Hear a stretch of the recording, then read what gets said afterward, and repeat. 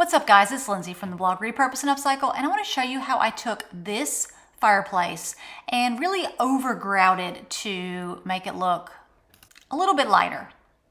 So the tools I used were this floating tool that I thought I could use with some grout.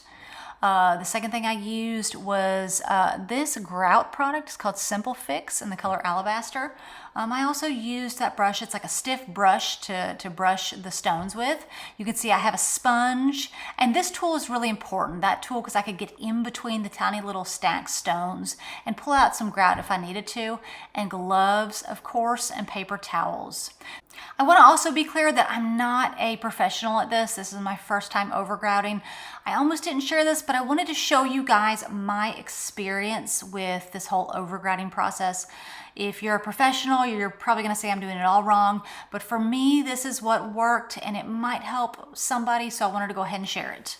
So once you've prepared the area really well with painter's tape or anything you don't want to get grout on, you generally start at the top. That's where I started.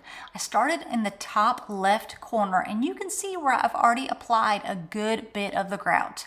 Now, starting out, what I did was I took that really big flat tool and I tried to push the grout in with that flat tool. Needless to say, it didn't work very well.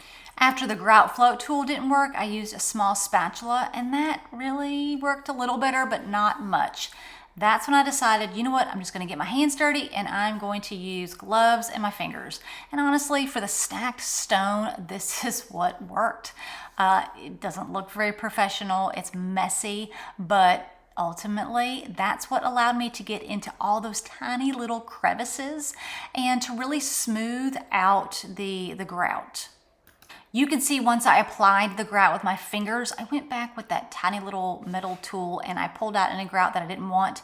Immediately after I used the grout, I grabbed that sponge. The sponge is what really helps it just smooth out the grout and really kind of whitewash the surface of those stones.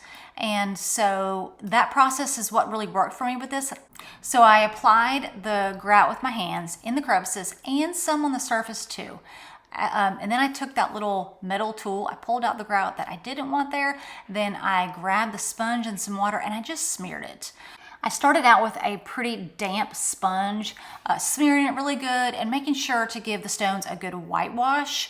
And then the finishing touch, the last thing I did was to really squeeze out the sponge and almost just spackle it just to smooth it out again.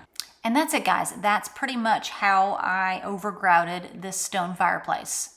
So what do you guys think? Overall, I'm pretty pleased with it. It's not at all what I had intended when I started out on this project, but I think I really like it, and it does blend with the rest of my home. Check out the blog for the rest of the final pictures.